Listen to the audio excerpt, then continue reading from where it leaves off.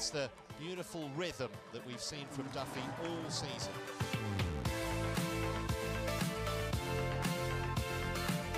All smiles from a very proud Bermudian who wins the title, defends her title with maximum points, 5,200, her 6th win of the season.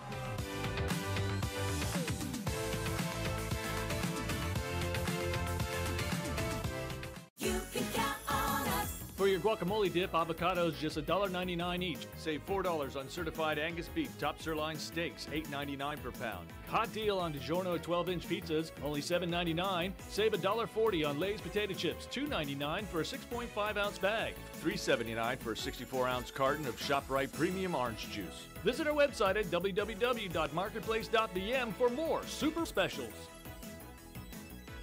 You can count on us.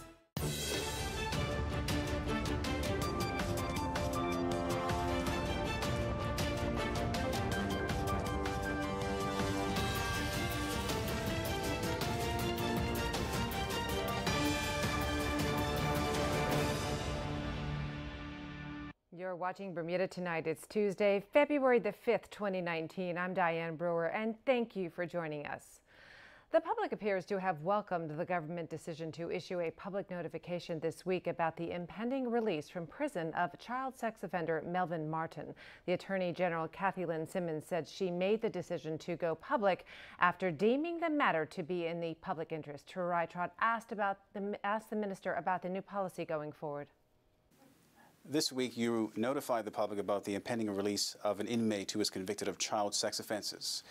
Can the public expect more notifications going forward? Absolutely, but it depends on the profile of the sex offender. The policy surrounding notification is such that I am provided with a psychological report from the correction psychologist, which basically indicates the likelihood of the offender re-offending.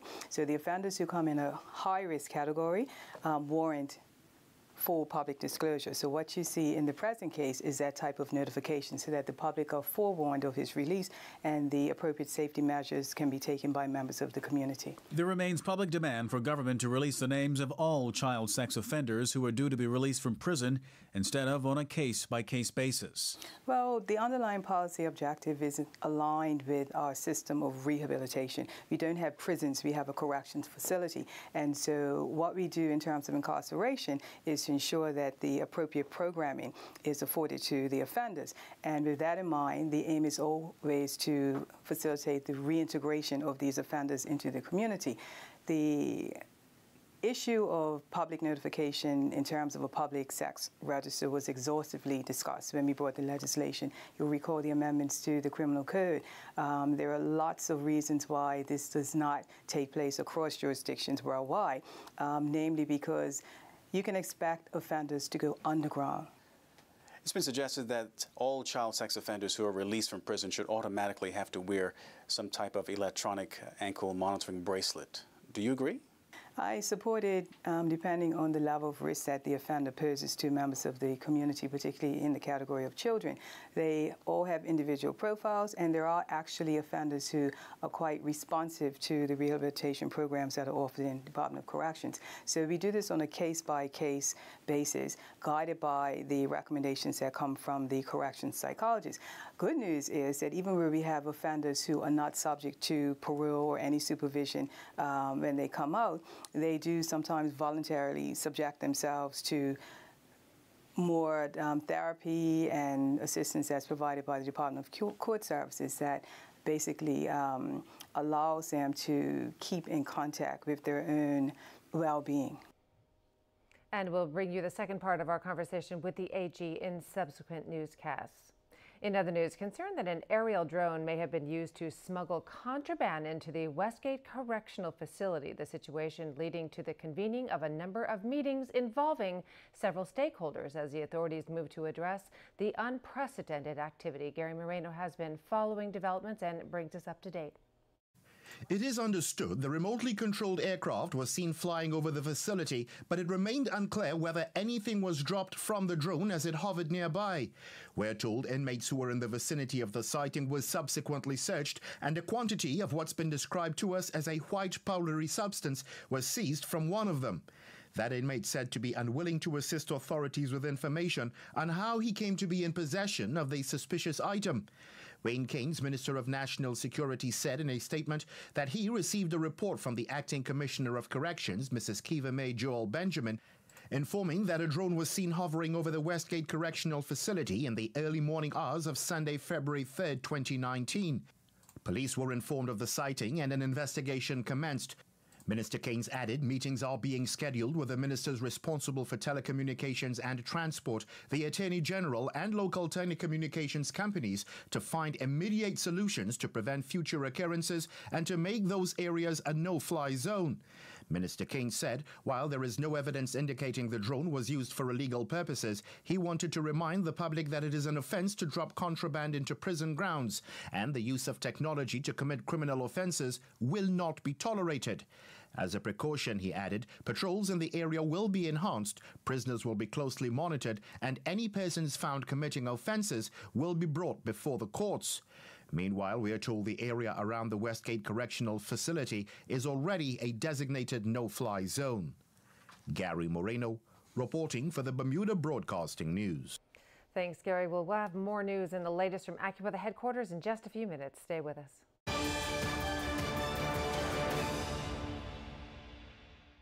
You can count on us. Value Pack Fresh Purdue chicken thighs or drumsticks only $1.99 per pound. Save $1.40 on Bermuda-grown cauliflower, $2.59 per pound. Save $1.36 on Schmidt Old Time Sliced Butter Bread, $4.59 for a 24-ounce loaf.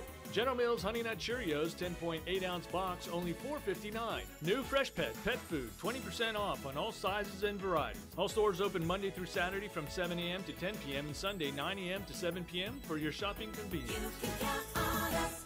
At Argus, our interest is you. Each of you. Around here, we know that when two people seem the same, they can have very different insurance needs. For their health, home, work, and future. Which is why we take the time to get to know you as an individual, so we can provide insurance coverage that fits your life. Because after all, our interest is you. Toyota commercial vehicles from Bermuda Motors are the smart business choice. They're fuel efficient, durable, and provide exceptional performance. Bermuda Motors maintains an inventory of Toyota genuine parts and has Toyota factory-trained technicians. So don't risk buying a second-hand or gray market truck from someone you don't know. Whether you run a large fleet or single commercial vehicle, choose Toyota from Bermuda Motors, the smart business choice.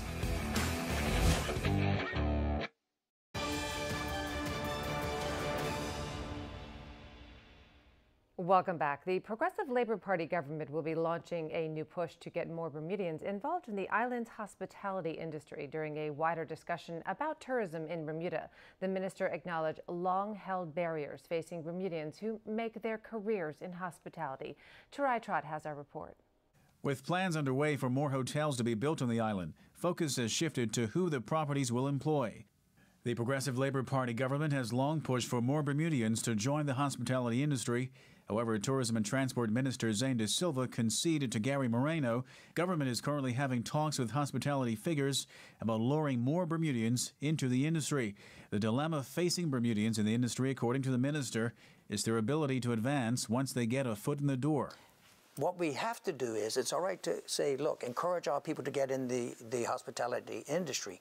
But what I think we have lacked in the past, and I remember Dr. Brown talking about this, Gary, some years ago, is that our people can come into the industry, but then, of course, they couldn't go up. And when they can't move up the hospitality ranks, they start to reconsider their future. Right? They hit that glass ceiling, and then all of a sudden, people start getting, they start thinking about some other livelihood, some other ways and means of their future with regard to where they're going to be in, with regard to their finances and whatnot. Because, if you go into any organization and you can't go up, then you might as well look at doing something else.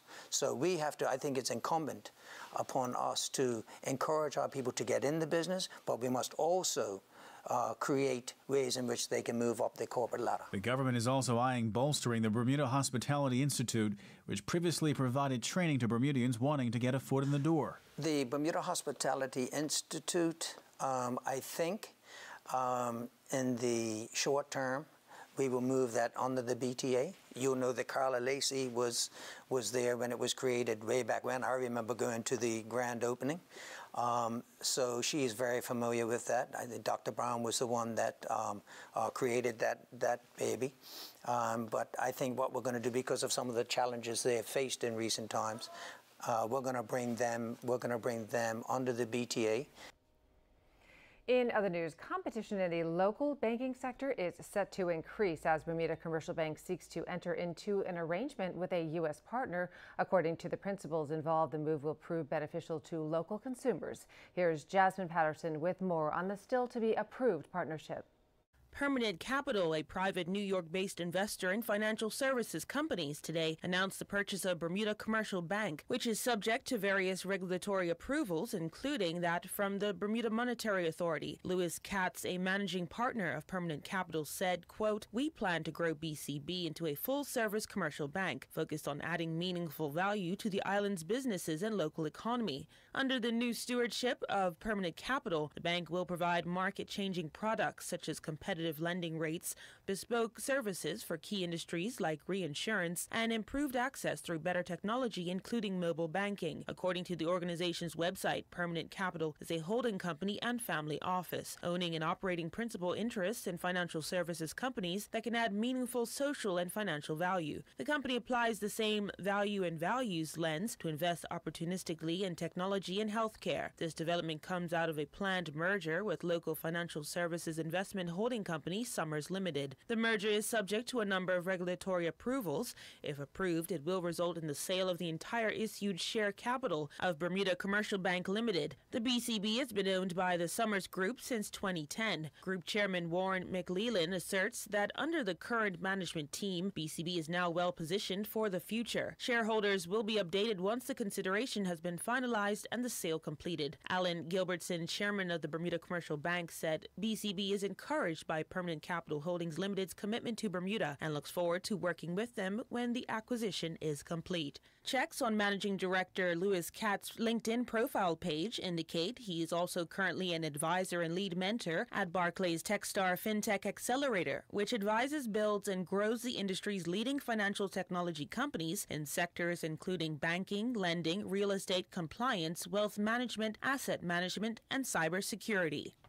Jasmine Patterson reporting for Bermuda Broadcasting News. Thanks, Jasmine. Meanwhile, Finance Minister Curtis Dickinson says subject to government approval, in addition to the necessary regulatory approvals overall, I am pleased with this pending acquisition. Permanent Capital's decision to purchase BCB is a clear endorsement of Bermuda as a jurisdiction of choice to buy and build a business in the financial services industry. Their commitment to invest in people, products, and services will be welcomed by Bermuda's consumer, corporate, and government sectors, end quote. Turning to weather news, brighter conditions and fewer showers on the way. Here's the latest from AccuWeather headquarters. AccuWeather is presented by BF&M Insurance Group. We now go to AccuWeather headquarters. The BF&M Insurance Group is pleased to bring you tonight's AccuWeather forecast. I'm meteorologist Brittany Boyer, and as we take a look at what's going on with the big picture right now, you can see a lot of moisture around us. We will have some showers as we continue into the overnight hours, but this storm system essentially is going to be working its way to the north and east, and really over the next few days we're looking at some pretty excellent weather. So if you're here for vacation, we have some sunny stretches on the way before our next front arrives this weekend. We'll see a few showers with that, but really no significant rain, and that's a good thing because we've had a good amount of rain so far this year. Here on the radar, you can see that we do have some showers in the area around this area of low pressure. It will kick up some spotty showers, although we're not expecting any significant rain for tonight, but just a couple of passing showers out there. Humidity is around 85%. Winds are coming in out of the southwest anywhere from 12 to 16 knots. The water temperature 68 degrees, and we're not seeing too many issues out on the water, although we still do have a small craft warning continuing through this evening. And then after that, as I mentioned, fairly tranquil weather on the way. Waves inside the reef 1 to 2 feet, outside of the reef running between 4 and 8 feet. So there we have our small craft warning right up here through this evening. And then we have our tidal times right here for you. Our high tide coming in at 9:02 tonight, and then our low tide just before 3:15 on your Wednesday morning. So overnight tonight, we'll have a couple of patchy clouds out there. We'll allow for a shower in spots mainly this evening. Otherwise, it's a quiet one, 64 degrees for your low temperature. And here comes some beautiful weather on Wednesday. Partly sunny skies, a high of 70 degrees, so just a couple degrees above normal for this time of the year. As we look at current conditions in a few other locations, you can see that we do have some moisture around. At least Jamaica, Barbados, and Trinidad. No thunderstorms, just some showers. Temperatures are sitting in the mid to upper 80s in all three locations right now. And as we get into our gateway forecast here, you can see as we head into tomorrow, we are going to have at least some trouble areas. Toronto, 29 degrees. We will have some ice potential there. Atlanta, Georgia, 71 degrees.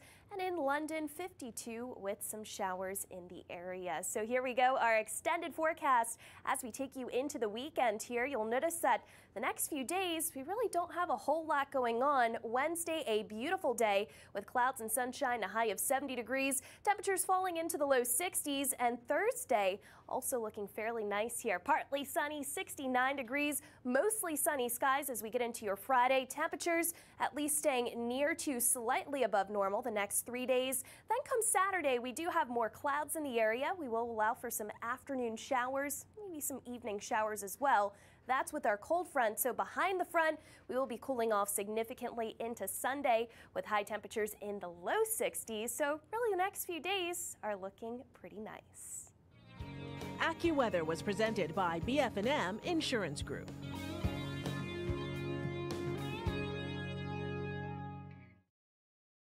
At the Bermuda Festival, classic rock comes to the stage in February. Janis Joplin is remembered as one of the most successful female rock stars of her era.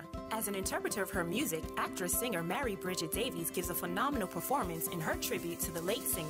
She garnered a Tony Award nomination for Best Lead Actress in a Musical for her role as Janis Joplin in A Night with Janis Joplin.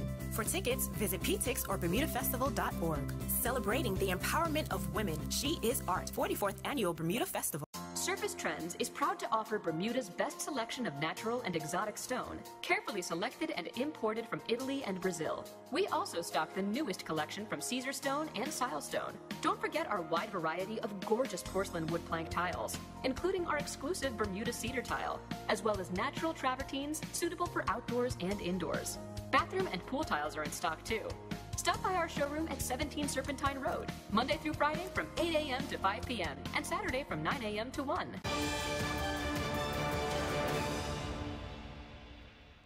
And you're watching Bermuda Tonight. Well, polls will close at 8 o'clock tonight in the municipality of St. George by-election for the post of councillor. Here's more from Mike Sharp. There are two candidates in Sonequa Anderson and Mark Sewers who are vying for the seat of councillor left vacant following the recent passing of Philip Anderson. One of the candidates is Anderson's daughter, Sonequa, who is hoping to fill her father's shoes. It means absolutely everything to me that I could do this. It's such a bittersweet day. You know, my daddy had a dream for St. George's. I have a dream for St. George's. I just want to see St. George's to its full potential, and I want to help to be a part of making that happen. Does Ms. Anderson feel additional pressure being a young businesswoman in the old town? I see a lot of growth for St. George's. I dream about the day when we have tons of tourists on our streets again, and every business on York Street and Water Street are open. That's one thing I really want to see for St. George's. I also want to make St. George's a good place for our residents as well. So I want our residents to be proud of our town, and I would love to see more young people to get involved with making that happen.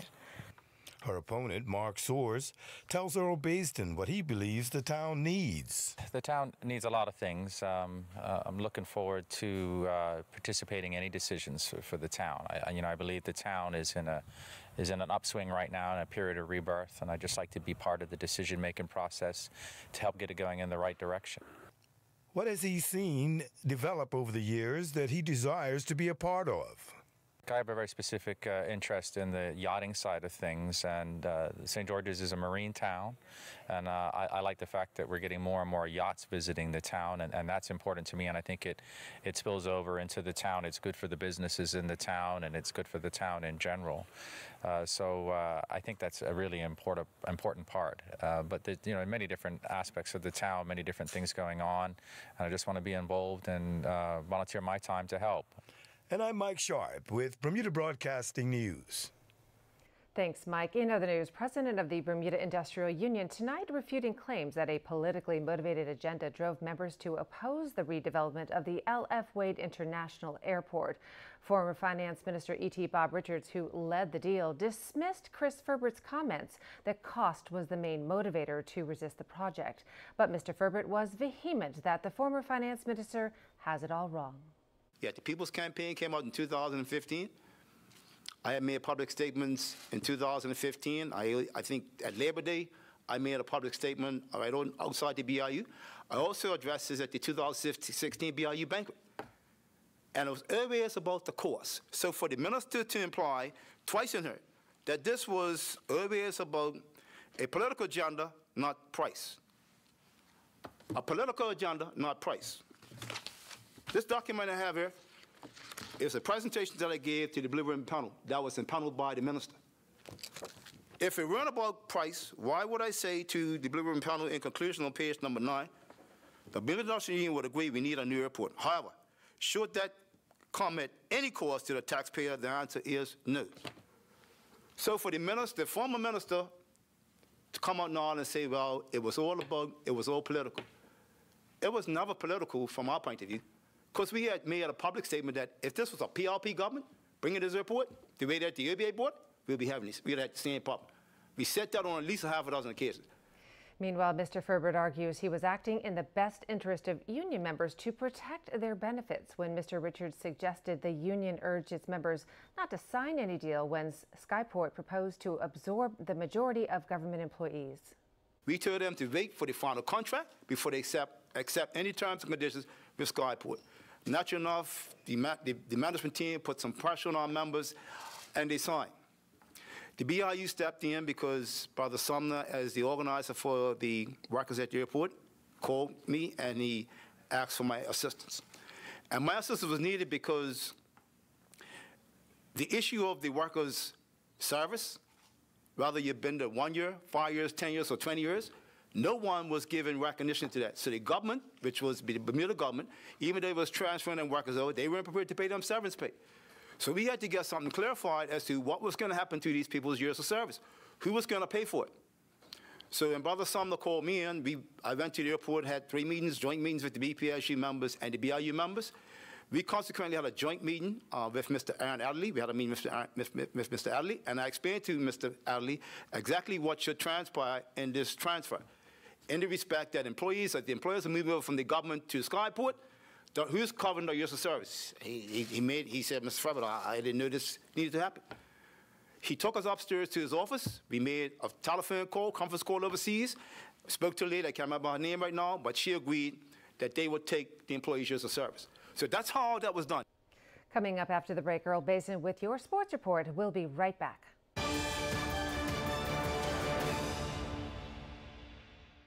Hey Smokey, let's get lunch from the Marketplace food court. You know what? That sounds good. They have oxtails, pumpkin, curried lamb, lemon chicken, sweet and sour ribs, vegetable stir fry, and the variety goes on. Their chefs are good. They'll set you right up with all the good carvings. And don't forget the special dishes from the island. It don't matter. No matter what you feel like eating, Marketplace will have it. You know, it's quick, it's quality, and at prices you can count on. Visit us 7 days a week. Breakfast, lunch, and dinner. Made for you daily at the Hamilton Marketplace Food Court.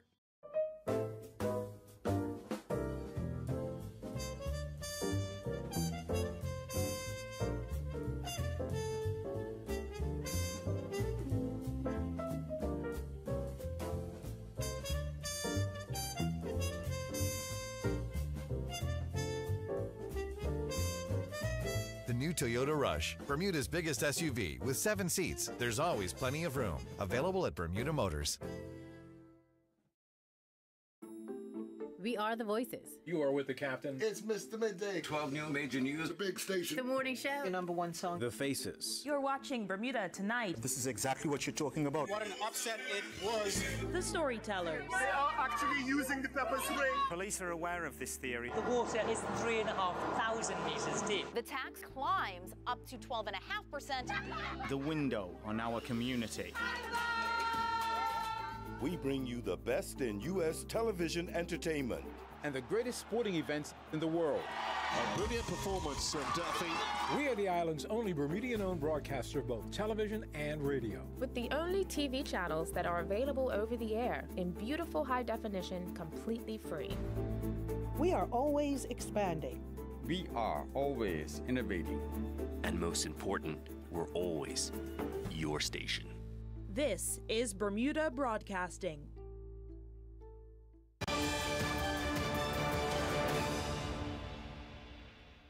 Turning to sports, swimming world record holder was on the island conducting swimming camps. Elan Daly wins 2 gold medals on day 1 of the championships in Canada, and Bermuda will host the ICC America's Region World Cup qualifiers. Earl Baisden has it all in tonight's sports package. Jamaican Olympic world record holder Aaliyah Atkinson was on the island hosting swimming camps over the weekend. She gave us some insight into how she got started. I think for me it started out just trying to beat the boys. So I was very competitive. I wanted to beat the boys in everything that I did. So I think it was that competitive mindset that just stuck with me. It turned into being the best in Carifta, to being the best at CC Can, then CAC, then Pan Ams. So I think it was just checking off the list, starting where I am, and then seeing where I want to become, and then just checking it off as I go along. We also asked Atkinson, what is it like living in the shadow of a superstar such as Usain Bolt? I don't think there's an equivalent to Usain Bolt. It's not just Jamaica, it's worldwide. Right. But even then, the gender equality as we see in sports is all over. It's a worldwide phenomenon. We'll have males that are superior and get the recognition, get the sponsorship, and the females who are just as good don't really get that. So my example will be like Usain versus Shelly-Ann Fraser-Price, or even Asafa versus Shelly-Ann Fraser-Price. Right. The accolades and the media attention that goes for the men isn't the same as the women. So because I'm not even in a popular sport and I'm a female, I wouldn't even consider getting the same sort or even close to that. But I think for swimming in general, I've done moderately okay. We'll see, but right now it's just trying to promote the sport and using whatever avenue I can. Elan Daly began competing in the 2019 Central Region A Championships in Canada. Daly would finish with the fastest girls 13-year-old 200 long course meter freestyle preliminary time, touching the wall in a time of 2:07.16. In the girls 13-year-old 200 long course meter freestyle A final, Daly would win the gold medal in a time of 2:07.71. Daly's time in the preliminaries broke her record of 2:10.26. She set back during the 33rd Carifta Swimming Championships in Kingston, Jamaica last year. Daly would also record the fastest girls 13-year-old 50-meter long course freestyle preliminary time, clocking 26:85. Daly would go on to win the girls 13-year-old 50 long course meter freestyle A final, touching the wall in a time of 26:41. That time would break her record as well of 26:59. She set back on April 3rd, 2018 during the 33rd Carifta Swimming Championships in Kingston, Jamaica.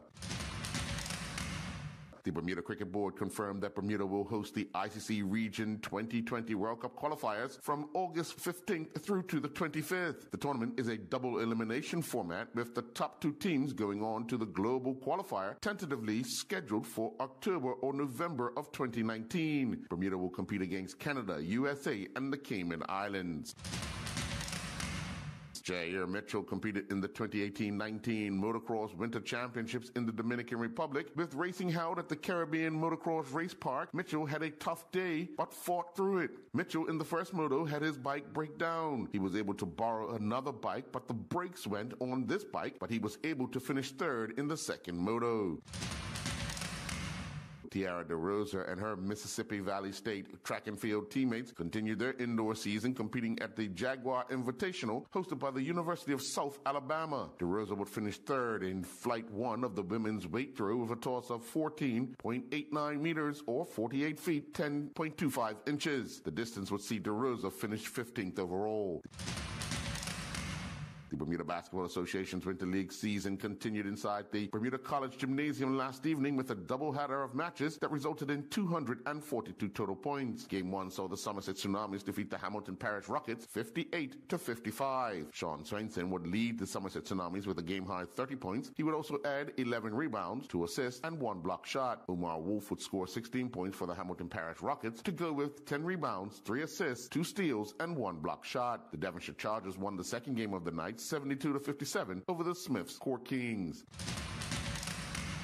Dylan Muldoon and his number 21 nationally ranked Bates men's squash teammates defeated number 22 ranked Amherst 6-3 in the quarterfinals before going down to two-time defending national champions Trinity 8-1 in the semifinals of the NES CAC Squash Championships. In the match against Amherst sophomore, Muldoon got Bates off to a strong start. He would defeat Arnav Parekh in the number 9 position 3-1 with scores of 11-4, 5-11, 11-5, 11-9. Muldoon would go down in 3 straight games in his match against Trinity at the number 9 spot. Muldoon would fall to Martin Rios 11-6, 11-6, 11-4.